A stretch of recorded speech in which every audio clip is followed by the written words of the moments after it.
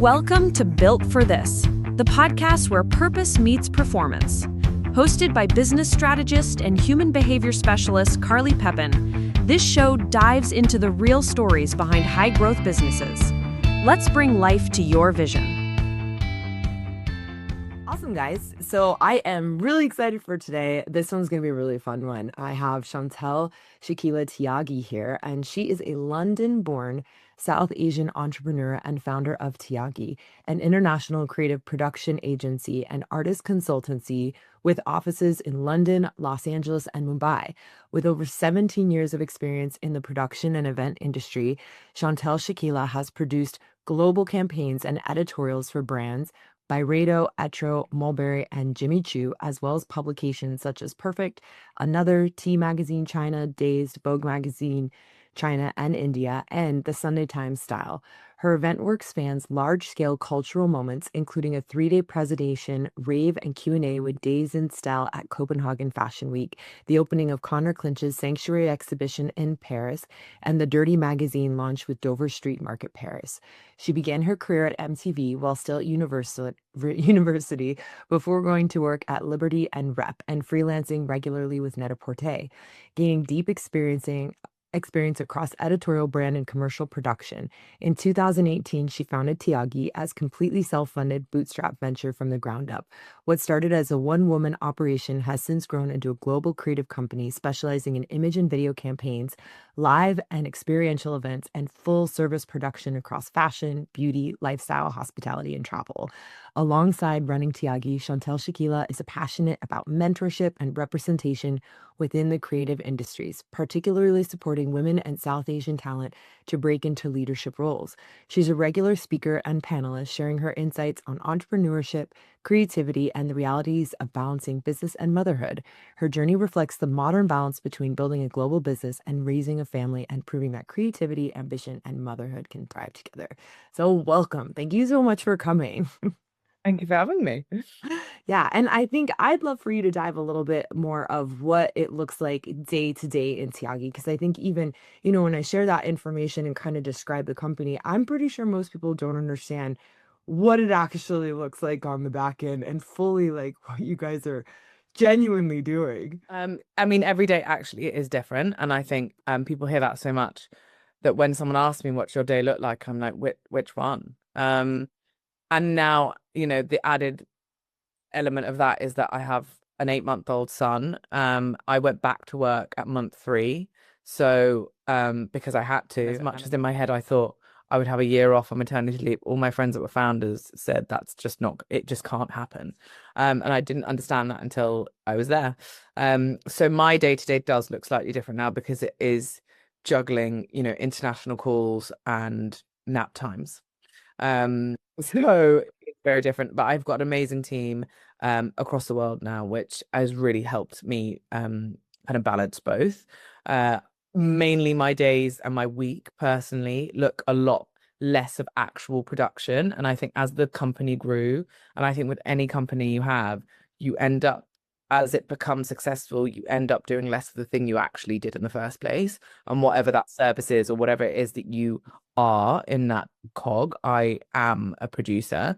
I produce less and less because, you grow. You have to then deal with employees and you have to deal with appraisals and contracts and clients, and everything becomes top end. And actually you stop doing the funnest stuff, which is what you started doing. So I do less production now. I very much do a lot of execing. So I basically dot the I's and cross the T's, because that is what comes with experience. And I think my team are brilliant, but they're all still learning in their own areas. And I think that's why we make such an effort to make sure that there's always seniors across things, because there's the tiniest moment of something getting forgotten or not thought about. Something so small like having a really big photographer come in on the train super early and they want to check into their hotel. So someone has to think about the fact that you should have bought that hotel the night before. And that's something just like a junior would never think of. That comes from someone making that mistake and having a photographer call them up and go, "Where's my hotel?" So things like just moments like that. So I am across kind of a lot of things like that. I also deal with mainly new clients and new business. So most of my week now is essentially Zoom calls and meetings where I can in real life. And then kind of going through with my team like what we have coming up. We are working a lot of London Fashion Week shows at the moment in the next couple of weeks. So that's taking up a lot of our time. And then sort of just dividing and conquering.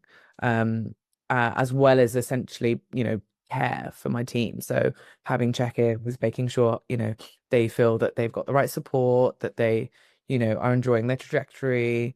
So it is super varied. Before motherhood, I was literally on a plane 90% of the week, because of the three offices, but also because our shoots are in so many different countries. So I would fly to most of the countries that we shot in. So it was a lot of travel, which sounds so much more glamorous than it is, because you're just constantly jet lagged. You're eating in a hotel, which is great, but you never get to see the city.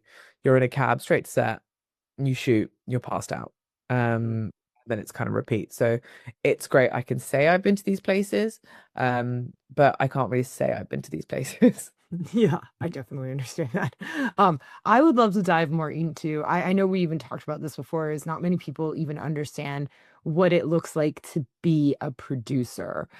So as you're talking about the productions, kind of what a little bit of it looks like what does it actually mean to be a producer in this world? I mean, I think the term producer is so varied, and I don't think a lot of kind of young people know stills and film production. I think they think of a film producer as someone that makes a film that you see on the big screen. They think of a music producer that is like Dr. Dre making music for people, but sort of stills producer or fashion producer, I think kind of gets left by the wayside. There's no Mhm. actual introduction into that. I think I found it accidentally as well when I was interning at Liberty.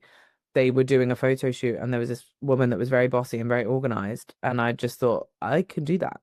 I have those skills.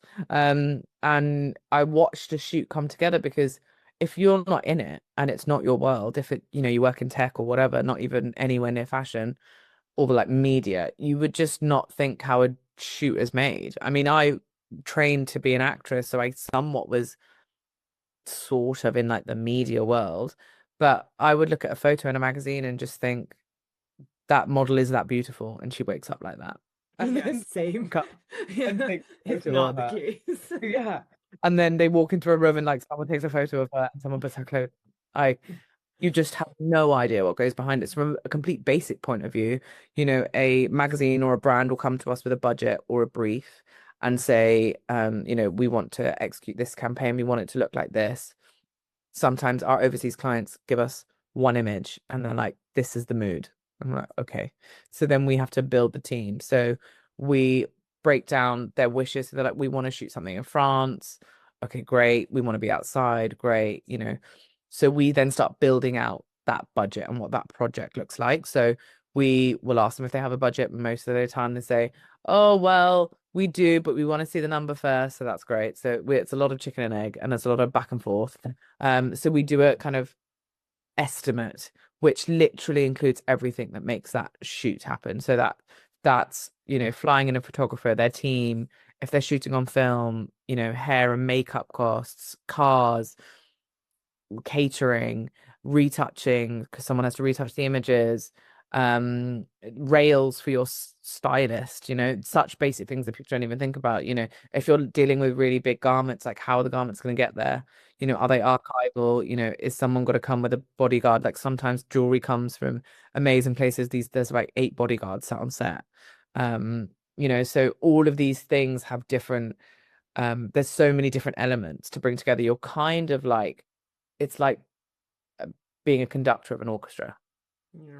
I think everyone that goes into a set, the lighting assistants are just thinking about the lighting.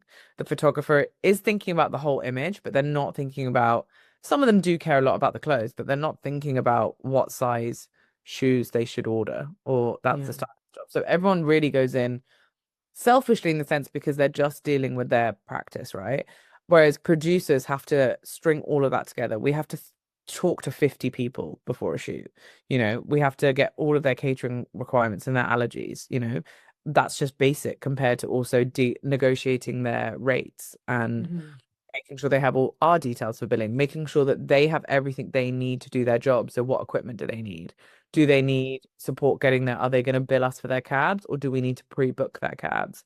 Um, all of those elements we have to think about, and also make sure all that team gels. Then make sure they all turn up on time, and make sure they turn up at all. And then run a whole schedule to make sure you meet the deliverables that you're looking for. So, we need to shoot 10 images. We've got 10 hours to do it. You don't actually have an hour an image because you have to Mhm. model ready, you have to set the lights, you might have set design, you might have something complicated with water going on. There's always water in a shoot for some reason. There's so many things that involve prep. So actually, by the time a model walks on set, you've already spent 4 hours. Yeah. And you've got 6 left to then make 10 images, and you've got to change your clothes in between. That's kind of what a producer does. So they make all of that happen. And then at the end, everyone goes away, and you've got to make sure that you're giving back that location or that studio as you found it. And ultimately, there's a mess. And ultimately, kit has to go back, clothes have to go somewhere. The images, the drives, the hard drives are, gold. You have to make sure that they are split. So we always have a master and a backup. And you have to make sure that they go with different people and they are never in the same place at the same time. Which seems superstitious, but I've had times where people have got not answered their phone, they've got lost, their bags get stolen when they go straight out after a shoot. And that's your whole job. So making sure they get to the right places, make sure they're split up, and then you've got to deal with the post-production schedule. And you have to make sure that the client is picking the right images. They're not picking too many images because that's not what was agreed. If they're picking more than what was agreed, then we have to then go back to everyone and we have to renegotiate money if it's an ad job. And if it's not an ad job and it's editorial, so no one's getting paid, you still have to ask maybe the talent or whoever's famous on set, do you mind if we do 10 images of you instead of 5 images of you? They might have agreed to be able to sign off the images before they go live. So there's a lot of kind of red tape of even choosing the image. Then the image gets chosen, it goes to retouch. Everyone puts their retouching notes in. You've got the client's notes, you've got the photographer's notes. Sometimes the stylist weighs in, sometimes the actual actress or model will weigh in. So you have this poor retoucher has to think of everyone's notes. The producer has to make sure those notes are going over cohesively, that you're not just sending threads, you're actually getting all the information and passing it on. So actually time isn't being wasted, because most of the time, obviously you're paying these people a day rate, but also 90% of the time they need the images yesterday. So they go straight to, you don't have beautiful amounts of time to have a round one and then feedback and everything. You have no time to do anything. And the producers making sure all of that's going back and forth, making sure everyone is basically being heard, and that those images do not get signed off until the right people sign them off. And then we package them up. And of course, we need them today at 12 o'clock because that's the deadline for the printers. But they don't realize that it does take hours to compress files like that. They're not just JPEGs that you've saved from your phone. They're huge, huge files. So then ultimately we're then negotiating with them a time. And then we finally get the files, we send them over, and we say goodbye to that job and we're on to the next one. I love how you described it. Kind of in a nutshell. So I used to do this as well way back in the day, and exactly what I mean. she's telling you all of this and she's going through it, but all of that is how it works if it's all smooth and everything's like perfect, by the way. Yeah.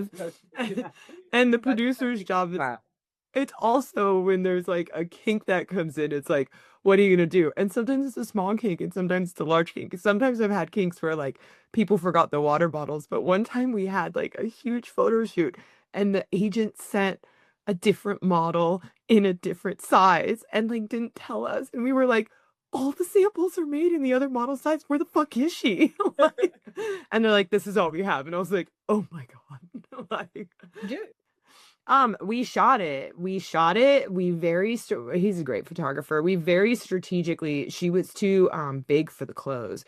So we very strategically put the clothes on and positioned her in ways that you couldn't see, like things were unzipped and things like couldn't button, and like it was really tricky. You couldn't tell. Yeah, we had a good team. if I hadn't had a good team, I would have been screwed. I would have been Yeah, screwed. you've got to Yeah. have people that also are a good sport. And I think most of the time now, 90% of the time, people want to work with nice people. People want to Yeah. work with kind people. And that's all I tell my team is about being kind because, your intern might end up being your client in a year because things change Yeah. so quickly. And, there is just, it's out a studio, whether you're on a studio, whether you're shooting on a yacht or you're in an office, like it's our office. So you want to work with good people, and I think that's important. But yeah, you're totally right. 90, that's the good bits. And in between, files getting lost, models not turning up. We've had models not turn up for a campaign, and obviously everyone looks to the producer because they're like, "Well, fix it," because obviously it's my fault they didn't turn up. Nice.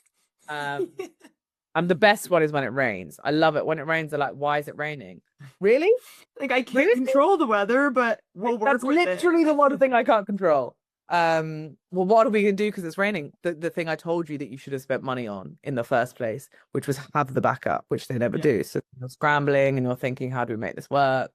And yeah, when the bottle didn't turn up, one of my team literally got in a cab, turned up at her house, bashed the door down, and was like, "You're meant to be on set." And Love her. yeah, she went out for a night out. So she missed her alarm. She didn't wake up and dragged her onto set. Yeah. Never worked with her again, but Yeah. those are just things that you have to do. So yeah, you're 100% right. That is the good bits, but in between is just things not getting like most of the time people are actually quite unreasonable in the sense that if something goes wrong, it's automatically down to you and you have to fix it Yeah. because that's what producers do. Yeah, that's your job. You're in charge of it. You are in charge of all the mistakes that are not your fault. Yeah. And let me ask you too, because as you're going through this, there's a significant quantity of complexity. So what systems have you put in place to manage those complexities? Because I know that you said you're passing this on to other individuals, like people are producing more, you're producing a little less as you step into more of an executive role. Yeah, so a lot of what we have sort of as much checks and controls as you can. Like it kind of goes up the chain anyway. Google Docs is your best friend. There is a sort of blueprint to our shoots in the sense of have these things been checked, have these things been packed, who's dealing with what. So we make sure that we kind of are across all of those elements. So actually having checklists is the biggest thing to make sure that nothing falls through the cracks. And actually, unfortunately, everyone being on CC because there are things that just get missed so quickly that someone else has read always helps. Yeah, that's awesome. And as you start to train individuals too, like when you bring people on to do production, I know the fashion industry is a little bit different where it's really a place, like you said, your intern could be your next client. You could really work your way up. So are you hiring people that are kind of fresh that you see have that opportunity? Are you hiring people with experience?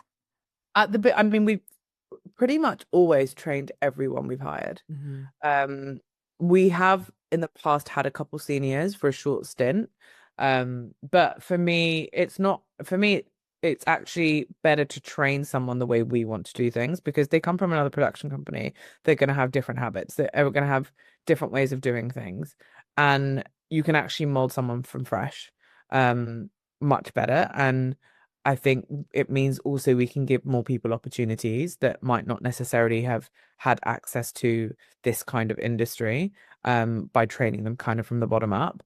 So that's something we've always done. And most of the time, they've never worked in production before. Like they haven't even had a minor bit of experience. They've sort of had an interest and someone's told them they've got the soft skills for it. They're super organized. They're very intuitive. All those sort of things. And I think that has always put us in good stead. And actually, I've never looked at a CV of anyone I've ever hired because Mhm. I always firmly believe for what we do, like I can't teach your attitude or your personality, Yep. but I can show you everything else in between. So if we get past that hurdle, everything else we can figure out. Yeah.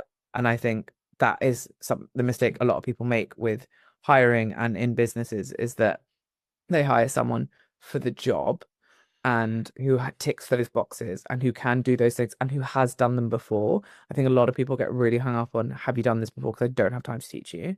But Yeah. actually having someone that has so much more enthusiasm to do that and be in that room will always figure it out and work 10 times harder than the person that's done it over and over again. Yeah, that's beautifully said. It's interesting because any job that I'd ever have in the fashion industry, it was very similar where it wasn't really about my resume. It was about me, right? They were more talking to me and interviewing me. But it is interesting that you say that because it's a different dynamic where you want someone with the enthusiasm. You want to hire someone who you're gonna work your way up. We don't want to just, yeah, we might hire you at a lower grade right now, but we want to know that you can do more, you can do better because it's such a fast-paced industry. And Yeah.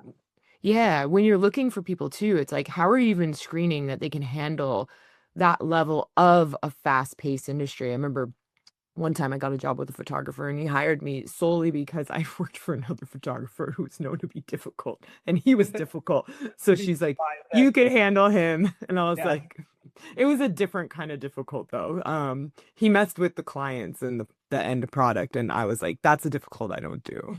Yeah. Yeah. Yeah.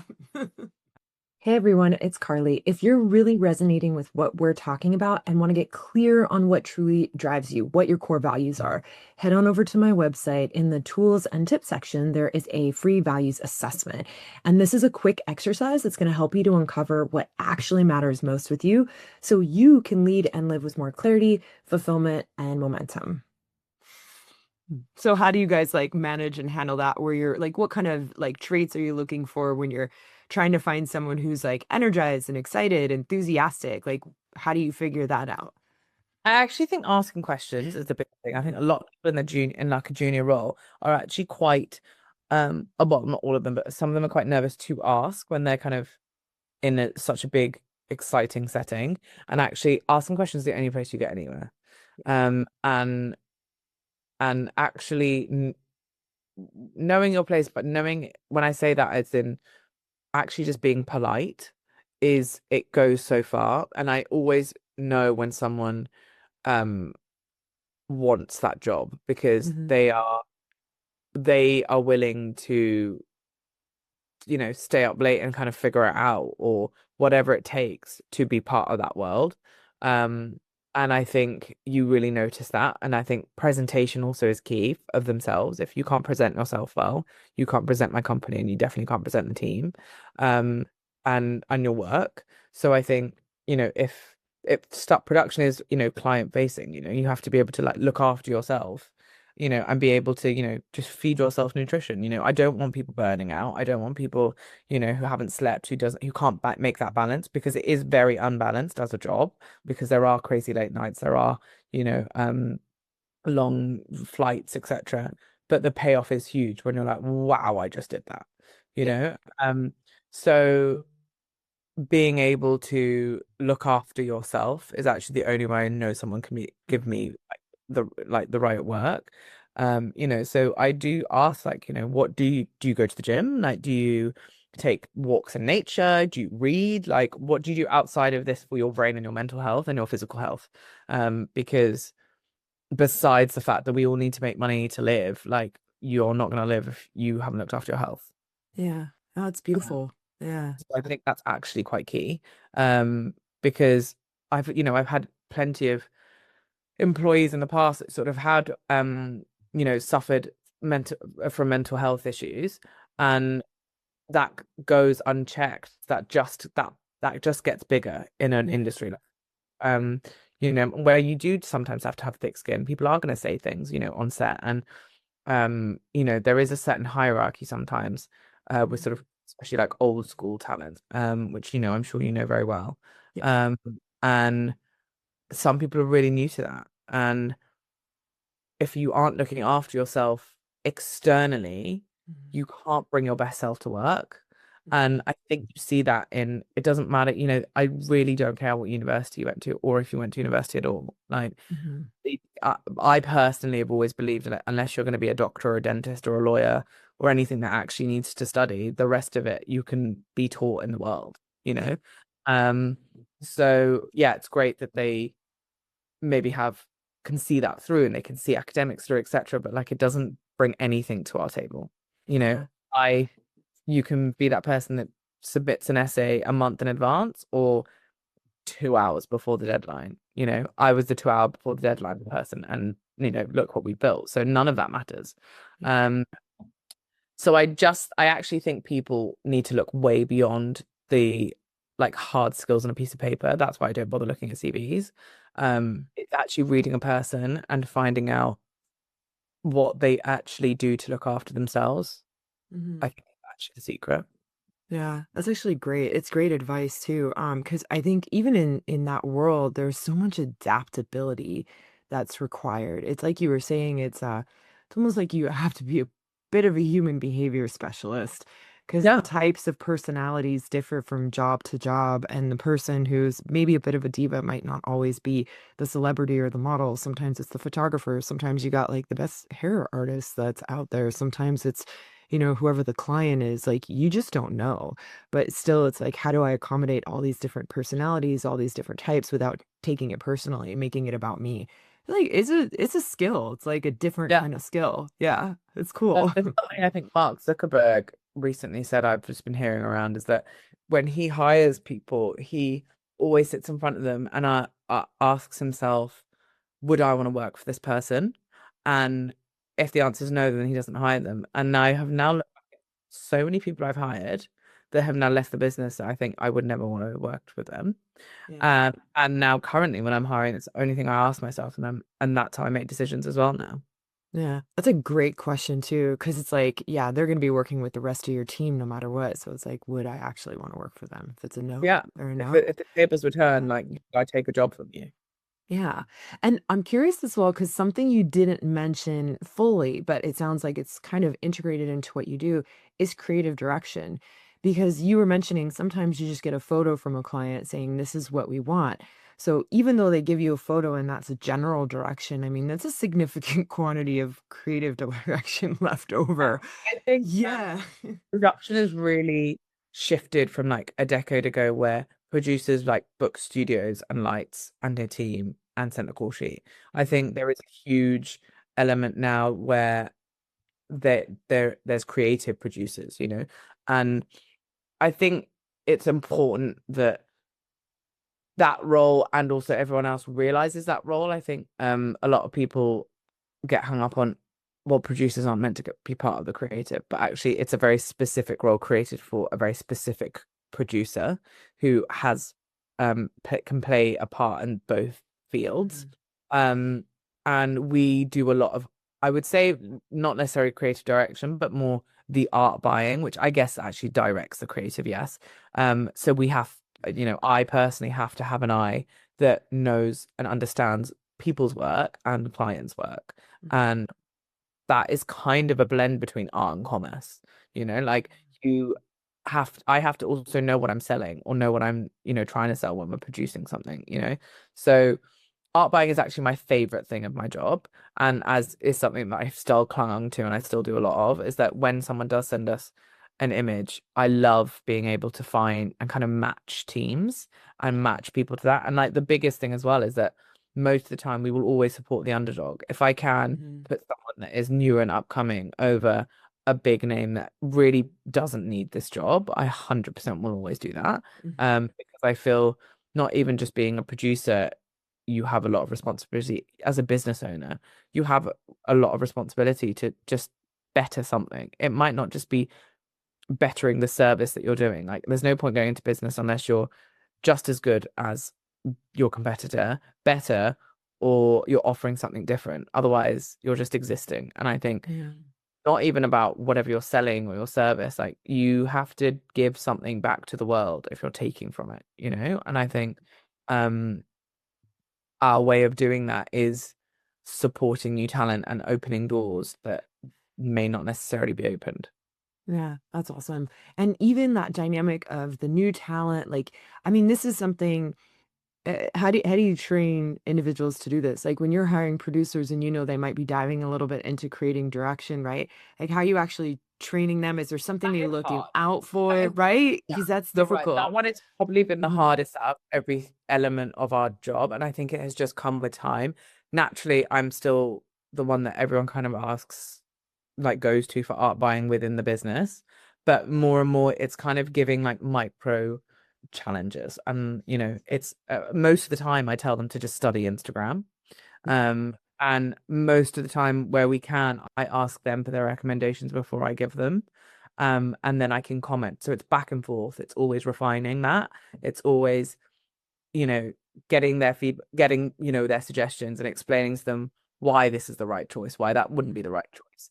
And over time, that gets more and more refined, and you can see who has an eye and who doesn't. Yeah. And I know that immediately from my teams. Like I know who gets it and who doesn't. And I think it's, not everyone can sing, right? You watch as many singing lessons as you want, but you won't be able to sing. So I mean, that's what I think. Everyone watches X Factor, you can see that. And so I think sometimes you just know if you have that skill. Yep. Awesome. And I'm curious as well, because tell us a little bit about the expansion of your company. So you started it in London, but now I know it's in Los Angeles and Mumbai. So which one came first? What made you decide to expand? So Los Angeles came first. I think it's 3 years ago now, or 2 years ago now. We always wanted another office, and it made sense to have it in the US because we had so much work from the US. We were working a lot in New York, and then our European clients were actually shooting a lot in LA because they were shooting so much talent that all lived in LA. And we were kind of missing out on jobs because they were looking for LA production companies. And for me, New York just felt oversaturated. And as it is, I mean, everywhere's oversaturated with production companies, but New York at the time did. And also, I just find New York quite intimidating anyway. Coming from London, I just feel so tight in New York. Everything's so big and towering. Whereas like LA is sort of expansive. Like it is get behind. I know you can't walk anywhere really, which is like I live at London, so you have to drive. So that's the other element. But as far as the kind of they go, I think LA made sense. We also had an employee that kind of very much at the beginning said that they wanted to go to the US. That was something they were going to do without us, but I think neither of us knew that we would work so well together. So naturally the opportunity opened up for both of us. And she now heads up that office. Yeah, that's amazing. And what transitioned you into Mumbai?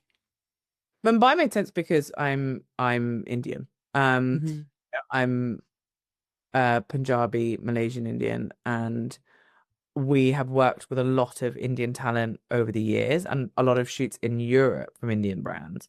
But now, like particularly in the luxury market, all eyes are now on India. Everyone wants to shoot there. The luxury market is booming. It used to be China. I mean, China, I think, closed out something like 22 billion last year. And India closed out at like 12, which shows how much growth potential there is there, right?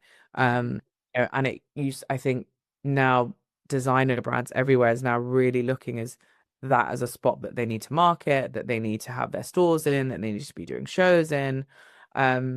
So for me, it made sense culturally to be the person that does that because I understand both worlds.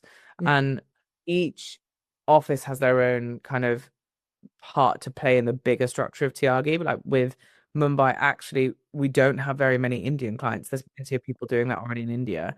What we do, and I guess our USP there for that office is actually bring European and American and kind of Western brands that want to break into that market, but need to do so with sort of cultural sensitivity or need to understand how to shoot anything there, just because we can do something at a click of a button, in London or LA doesn't mean it works the same way in Mumbai. It doesn't mean that, the prep behind a job, or the treatments you might get or the calls you might do might not quite translate the same. So what we kind of do best is being almost like the sorting hat of that and actually taking what the Western clients are asking for and sort of executing that in Mumbai, or all over India, to be honest. So that's kind of why we opened that office for that reason. Yeah, and I'm curious too, because when you hired for Mumbai, is that something that you're still heavily overseeing with the production, or did you find someone who understands kind of like that East-West mentality to the same degree, or is it more you're in training kind of dynamic? So on one like a very, I guess he's now also become a friend, but we kind of worked together right from the beginning of Tiagi as a business. And he's posted out there sort of under that office and works for us out there really. So we've got kind of one person under there that really helps push things and understands our market as well. Sort of has worked upwards through Vogue India, etc. He's amazing. And kind of gets both. Yeah. Yeah, amazing. It's fun because even between like the shoots that you're doing, the production that you're doing, and the employees, I feel like the commonality is it's like just find great people. Yeah. That's Yeah. all answer in life though, right? Like it's not even it's like you want to surround yourself with great people, like personally in your personal time. That's how you make friends, like, and that's how people have a rich life. And Yeah. work is just the same. Just find good people to do good stuff. It's that Yeah. simple. That's awesome. That's awesome. And I know that as well, you're seeing that consumer behavior is starting to change, right? So they're kind of Yeah. buying less stuff. And so what does that look like within your business, with your strategy? Like, how are you adapting to that dynamic? We definitely have to pivot, and I think the whole fashion industry has realized that. I don't think it's kind of big over in America, but there's something called Vinted here, which is huge, and it's almost like you can do a winter clear out, and you can sell all of your stuff that you could just be like. It's crazy to think what people buy. Like I have an old grey t-shirt. Why does someone want an old grey t-shirt? They buy it. Buy it for £5, and you're like, cool, like, obviously, great. This month I've made £400 on my old stuff. It's mad. And you get this weird kick out of it. But also, that like I am now like buying less new stuff. There's so many things on there which are new, which do have tags that someone couldn't return or as a gift without a gift receipt, etc. Like I don't need to go and buy more of it. It exists, so yeah, I'm a big buyer of that. So I think that's really changed behaviors. Like eBay obviously is still part of that. There are so many rental wear companies here that are doing so well, especially for event season, because ultimately everyone knows, especially in fashion, you don't wear the same outfit twice. I'm supposed to. Yeah, you're not doing an event. So how can you keep that up? You have to rent them, and also like what are you going to do with it afterwards? And you can also rent your own wardrobe. So I think that it's great for the environment, but also I think people have just realized I can have a giant wardrobe because I can just share, that person's, so I actually think it's a really lovely way of looking at things and life. However, yes, it has a huge impact on people producing campaigns for stuff because people aren't buying in the same way. People, I think, across all generations want to connect more. And I think that might be because of social media. I think there is this huge disconnect. I just think I can't think of life before Instagram, which is so sad. But it was kind of wild. Yeah. Yeah, because it's part of, but unfortunately, it has become part of my job. We get so much work out of it. Otherwise, I don't think people need to know what I do every day, but it becomes that, and it is nice to sort of have to freeze moments in time. I can think, oh gosh, where was I that summer? And that was a great summer, and look back at it. So it is a live photo album. That's ultimately what it should have been at the beginning. Now it's sort of become a here I am, look at where I am, look at who I'm with, and I think that means that ultimately, people start to crave connection again. That's what humans are, right? You crave connection. That's how we're built. So I think that's why people have pivoted to spend their money wiser and spend it on experiences. I know I would rather go to a hotel with my friends for a weekend than buy the new Gucci handbag. And I do think that mentality is really changing. So that means, strategy wise, to go back to your question, is we have to adapt to what we're producing. And we're producing a lot more in the lifestyle space, not just hotels with, it means headphones. People are now, they're running more. So I'm going to spend more money on, because I want to improve my fitness. I'm going to spend more money on the quality of the music going into my ears. There's all these things. I think people are actually just investing in themselves because I think there's so much horrible things happening in the world. That's life. It's balance. There is that's how things stay balanced. It's the world, and unfortunately we don't live in this wonderful utopia. And Oh, I've lost my thread. All of a sudden. And so you're talking about transitioning into lifestyle, and there's all this like crazy stuff happening, which we live in this Yeah. balance, and that people buy more headphones and go for runs. Yeah, sorry, people are investing in themselves. Yeah. Because there are awful things happening in the world, etc., that you think, and also just the economy. Sometimes people just get really down about that. I'm a business owner, sure, but it has been really, really hard. It's been to beat. different. It's the last year alone was our worst on record, and I think that's been for a lot of businesses. So many of my competitors and peers have closed down their businesses, which is heartbreaking. Some of these huge companies that have been around for years gone because of not well, I guess because the industry they're running, I guess because of how people are running internally, big companies bloat quickly, things get lost quickly. And that is awful to see. It's not easy. I think people have glamorized being a founder, particularly now. I just feel like everyone on Instagram is a founder. Everything on Instagram. Which businesses are actually standing the test of time? Are they real? And also it's glamorized because people think, oh, I'm my own boss. Sure, you're your own boss, but you're your own boss paying yourself sick pay, paying yourself maternity pay, paying yourself. And definitely I don't know anyone that pays himself the amount of money time to money that gets put into they actually deserve. Yeah. It doesn't happen. Ever evens out.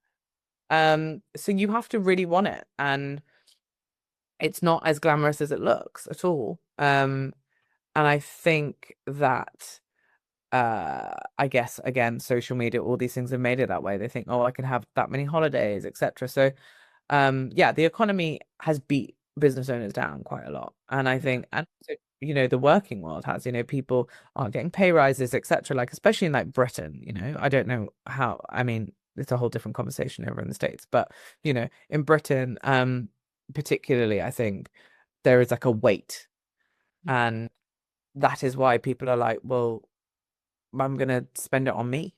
I am gonna buy that new pair of glasses, and I am gonna spend it on something else that improves my life. So that is why we're investing in those things too. Yeah, that's beautiful. Hey everyone, it's Carly. So if this conversation is really hitting home and you want to get a real snapshot of what's working and what's not in your business, head on over to my website in the tools and tips section and you can have the business performance health check. In just about 15 minutes, you're going to see where the friction is and where your next growth opportunity lies within your company. And because cool. It also means you can create cooler campaign stories, and like that's what you're trying to do. You're selling a product, but it's easier to sell a product that is a nice product to sell versus like, why am I telling you to spend £5,000 on this handbag? Because even I don't think you should spend £5,000 on this handbag. But if it's as true, so other things like actually, do you know what? Your ears do deserve quality music, and you don't want to ruin your eardrums. I can sell your story for your headphone. Yeah, that's awesome. It's funny that you say that because I love fashion. I actually really love it, but I call handbags like centimillionaire items because of how destroyed they get all the time. And I was like, why am I going to spend $5,000 on something that's going to go away in a year? Like, what are you doing? Like, I could put that money elsewhere. Yeah. So it's like, putting out those products where it's more lifestyle, it's more helping people. It's like a different dynamic, which is cool. Yeah, I really love that. And I'm curious too. So, even I know we talked a little bit about you run a smaller ship, right? And I know you do it for many reasons. Like there's a lot of people you don't have to hire full time. Like it's just not necessary. Like most of your individuals are contractors and it's whatever job per job. But also we talked a little bit about the culture of the company because again, just even some of the small things you shared, it's like you're very friendly with the people who you're working with. You guys have a great connection. But how do you actually sort of keep that culture really strong within your company? That is an interesting question. I think when you're small, you want to get on with everyone that you're working with. It's too small an environment to not, I think I have worked in some places that have really brought me down. And I had no idea how much the effect that had until I was on the brink of a breakdown. And I realize the effect that someone who leads you can make you feel. And that has always stayed with me and in my leadership. And that might mean I'm a little less cutthroat than the next entrepreneur, but I would rather be more human than cutthroat because I know the knock-on effects that can have on people, and it had on me. So for me, I honestly just try to treat my team the way I would want to be treated if the tables were turned in the past, but also, currently, if I wasn't running my own business, I would be employed by someone. So I would want someone to treat me in that way. So that is actually the key thing. And I think that always filters down. We have like there's 4 of us in-house, 1 and 2 contractors now. And then the rest are sort of freelancers we bring on. But we know those freelancers. It's quite hard to kind of break it. It's not like we're cliquey, but it's hard to break in from a freelance point of view when we don't know someone, because we want to work with people that get us as a team. And I think the way I keep that culture is by just continually to breed that. So when my team, I let them be independent, and I think they all grow so much because they get so many opportunities that they might not somewhere else, to try new things or to give, to upskill themselves. They work on much bigger shoots than you probably would anywhere else, because yes, we are smaller, but because I believe in them and I'm behind them. So, at the end of the day, the buck stops with me. But I think giving people that independence definitely helps breed trust. Yeah. And it makes your team want to do the best for you. So many times in appraisals, they tell me they don't want to let me down. And like, oh, okay. Thank you. Sure. And I think that's I think that that makes me really happy that, that's a testament to the culture that we built. That is really important. I think I always tell my team, you spend 80% of your life with me, whether we are, you know, going into the same office in London or talking every day across the world. Work is 80% of your week, 5 days a week if you're full time, if not sometimes with production. But if you're unhappy, it means you're unhappy 80% of your life if you're unhappy at work. So I just try to keep those dialogues open, and I would like to think my team always have felt that they can come to me very openly to discuss anything. And I think me trusting them just helps them read that with everyone else that gets brought into the team. Yeah, that's very cool. Yeah, just even I heard this before. It's like you are creating that loyalty, and it's what so many employers want, but it's so simple. It's just like, how do you want to be treated? Treat your employees that way, and now you have this level of loyalty, and it's like it's something that you've created that's a natural thing in the company, which is really cool. Yeah. And I'm curious too. So I know that like you have a very impressive list of clients, right? So we got to hear some of them in the beginning, and I'm sure there's many more. And I know that you also went global, but you do have a lean team. So you mentioned before, it's like sometimes people don't reach out to you because they don't understand, like you're not some crazy office in the back end with 50 people at one of those high, crazy brand agencies and charging exorbitant amounts of rates. Tell us a little bit more about why you actually chose to do that. Because I know with the types of clients you have, it's like sometimes we see that at these brand agencies that they have like 50 people in the background, they have these huge offices, but they're charging insane rates. So why choose to run the business the way you do? I think it's because I opened it accidentally. So I actually never, I don't know anything about business, and I think a lot of successful business owners never did. Nick Jones from Soho House, I think said recently on an interview that he knew nothing about business. His first business was a complete failure. I think a lot of successful business owners don't know anything. So yes, I started accidentally because it just built its own momentum. We got an opportunity. That opportunity led to me hiring someone. That led to more jobs. That led to more people. And then before I knew it, we were a company. And I was responsible for people's livelihoods. So you can't just say, I don't fancy doing this today. Yeah. And kind of quit. So I think that in itself gave me that momentum. But also not knowing anything means I don't know enough let an investor in, or to grow it in that way. So we've always been bootstrapped because it's all I've known, and also I don't want to have to answer to someone else about my vision. I don't want to have to ask someone if I can or can't do a shoot. Um, so that I think is a big leader of it. In hindsight now, 8 years on, it would have been nice to have a co-founder. It's really lonely, I think it's great when the highs are high and you win things and it's brilliant. And we've had some brilliant years. We've had more brilliant years than non-brilliant years. But when you have a bad year, it hurts. Like, it doesn't just hurt your team, but it hurts you as a person. Like, what am I doing with my life? There's no life jacket. There's no one that can pull you out because you're paying you. That's your livelihood.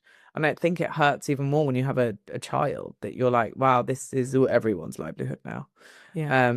I have a dependent that I can't just not have a job. So in hindsight, yeah, it would have been nice to have a co-founder to ride that with.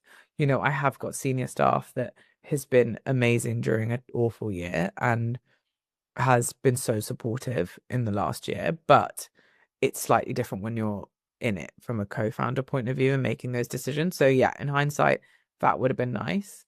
But I ultimately chose to reinvest the profit because it just made sense.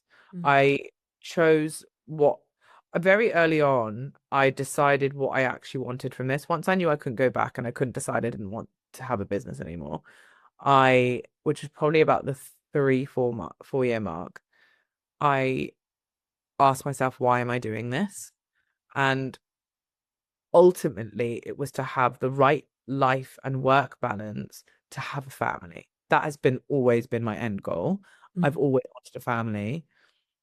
And I just thought the traditional way of working wasn't going to get me to that. I think the skills I had, that as a production company, you can work anywhere. I don't make my girls go in 5 days a week. They're hard enough. They know the buck ends with them when you're a producer. And also most of the time they need to do their washing because they've come from set and done back-to-back shoots. So I know it will get done. And that's a flexibility I want. That's not a flexibility I'm necessarily going to get from an employer. Unless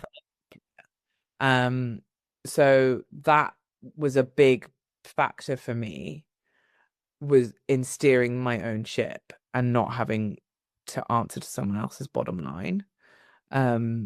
That was the main side of it. Then the other side is actually it just seemed wasteful. I think people get really carried away by thinking, I need an art department. I need this to, you don't. And you're actually just creating. And I think COVID really highlighted that. I think COVID, when I don't know what they had in America, but they had furlough here, where you kind of be paid a bit from the government, but you weren't really working. And I actually highlighted so many business owners. What do these people do? There were so many people on their books. They were like, why do we have so many people in that department? Because now it kind of shone a light on everything.